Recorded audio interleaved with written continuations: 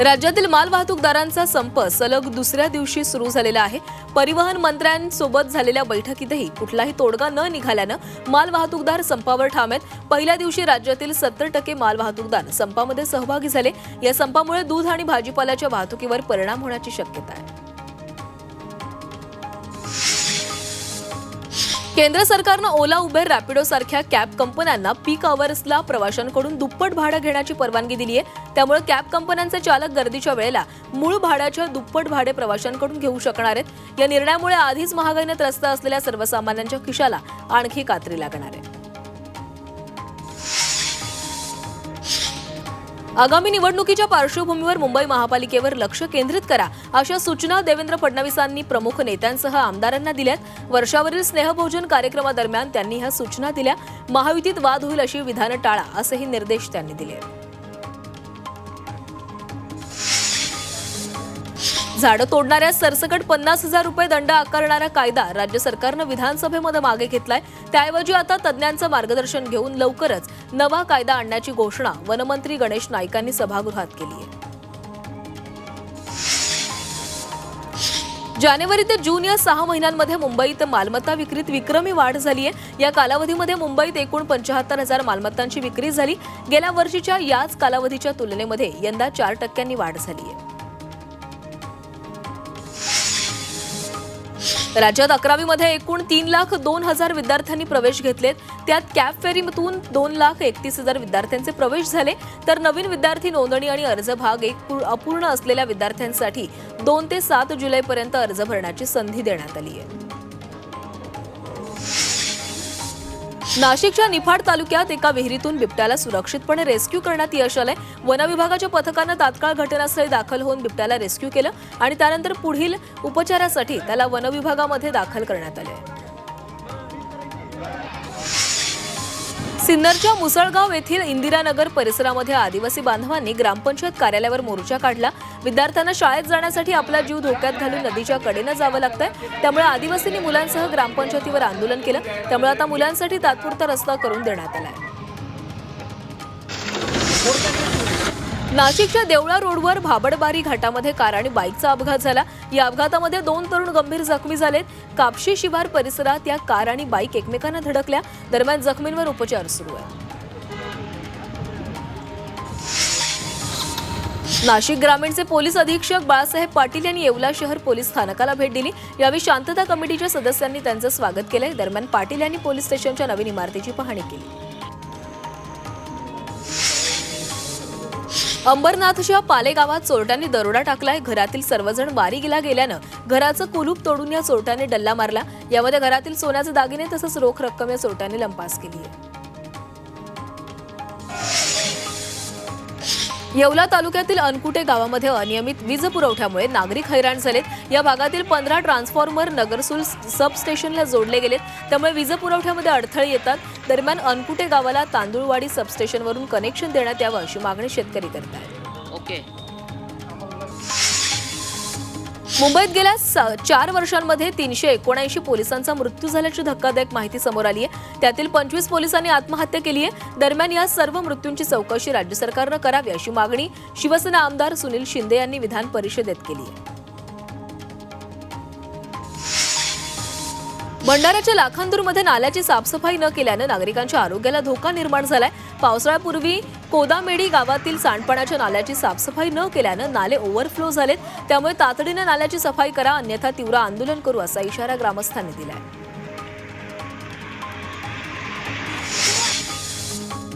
बीड जिल्हा परिषदेतील एका वरिष्ठ महिला अधिकाऱ्याचा विनयभंग केल्याची धक्कादायक घटना घडली आहे। सादिक इनामदार असं आरोपीचं नाव आहे। त्याच्या विरोधात शिवाजीनगर पोलीस ठाण्यामध्ये गुन्हा दाखल करण्यात आलाय। कार्यालयात काम सुरू असताना केबिनमध्ये घुसून त्यानं महिलेचा विनयभंग केल्याचा आरोप आहे।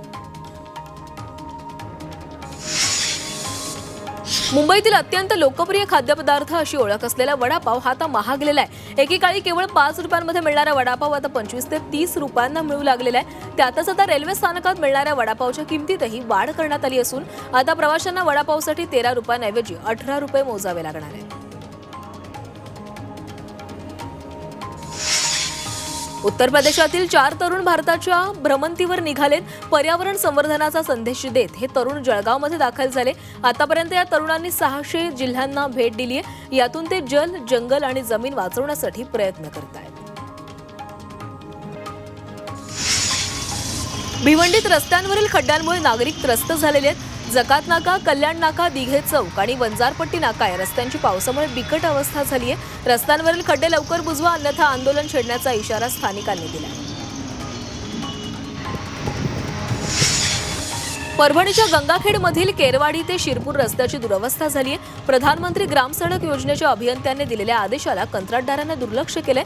यामुळे गावकऱ्यांना जीव धोक्यात घालून रस्त्यावरून प्रवास करावा लागतोय.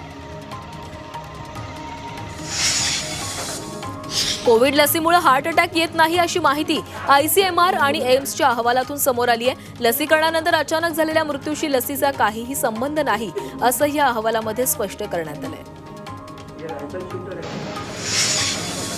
मुंबई APMC मध्ये वाहतूकदार संघटनेनं आंदोलन केलंय. APMCच्या आवारातील कांदा बटाटा मार्केटमध्ये केलेल्या आंदोलनात सरकारनं मागण्यांबाबत निर्णय न घेतल्यास उपोषण करणार असल्याचा इशारा संघटनेच्या पदाधिकाऱ्यांनी दिला आहे.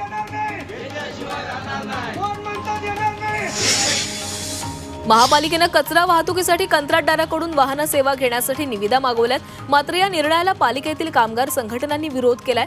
कंत्राट रद्द न केल्यास बेमुदत संप करण्याचा इशारा कामगार संघटनेनं दिलाय.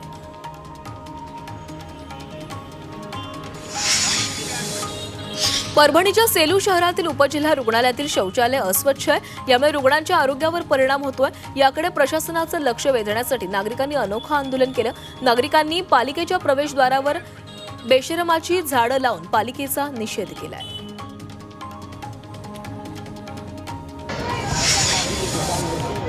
अहिल्यानगरमधील रयत शिक्षण संस्थेच्या कार्यालयासमोर विद्यार्थी आणि पालकांनी धरणे आंदोलन केले. लक्ष्मीबाई भाऊराव पाटील शाळेतील मुख्याध्यापकाची बदली झाली आहे आणि दरम्यान मुख्याध्यापकांची बदली तात्काळ रद्द करावी या मागणीसाठी विद्यार्थी आणि पालक आंदोलन करत आहेत. धाराशिवच्या वाशी येथे गेल्या काही दिवसांपासून पवनचक्कीच्या विरोधात शेतकऱ्यांचं आमरण उपोषण सुरू आहे. उपोषणादरम्यान शेतकऱ्यांची प्रकृती आता खालवलेली आहे. मात्र शेतकऱ्यांनी उपचार घेण्यास नकार दिलाय. पश्चिम महाराष्ट्रात मुसळधार पावसाची शक्यता वर्तवण्यात आली आहे. यावेळी केंद्रीय जल आयोगाचे कर्मचारी विविध मागण्यांसाठी संपावर गेलेत. त्यामुळे नद्यांवरील पूर नियंत्रण यंत्रणा ठप्प झालेली आहे. त्यामुळे कर्मचाऱ्यांच्या मागण्यांवर तोडगा काढण्याची मागणी नागरिकांनी केली आहे.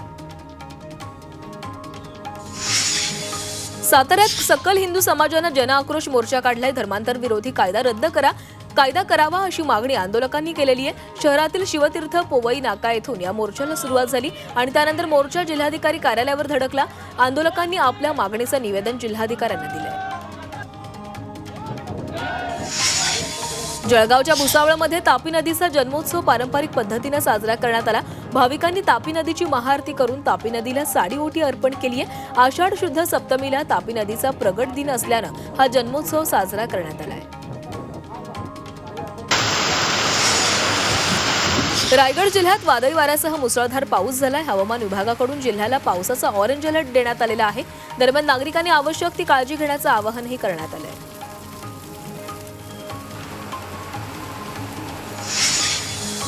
वाशिमच्या अनेक भागात वादळी वाऱ्यासह मुसळधार पाऊस झालाय. यामुळे सोयाबीन, तूर, उडीद, मूग यांसारख्या खरीप पिकांसह फळबागांचंही मोठं नुकसान झालंय. त्यामुळे प्रशासनानं नुकसानग्रस्त भागांची तात्काळ पंचनामे करून आर्थिक मदत करावी अशी मागणी शेतकऱ्यांनी केली आहे. रत्नागिरीमधील रघुवीर घाटात दरड कोसळली. दरड कोसळल्यानं महामार्गावर काही काळ वाहतूक ठप्प झाली. यामुळे जवळपास 37 गावांचा संपर्क तुटलाय. दरम्यान संबंधित प्रशासनाकडून दरड हटवण्यात आली आहे.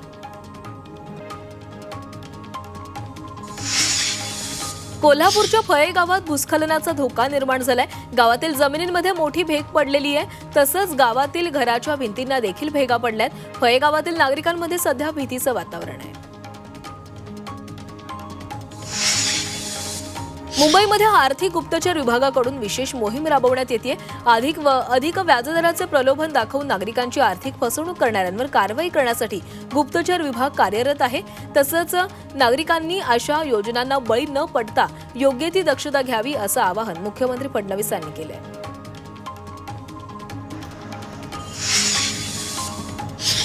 दौंडच्या स्वामी चिंचोलीमध्ये प्रवाशी चहासाठी थांबले असता दोन अज्ञात व्यक्तींनी चाकूचा धाक दाखवून सोन्याचे दागिने लुटलेत।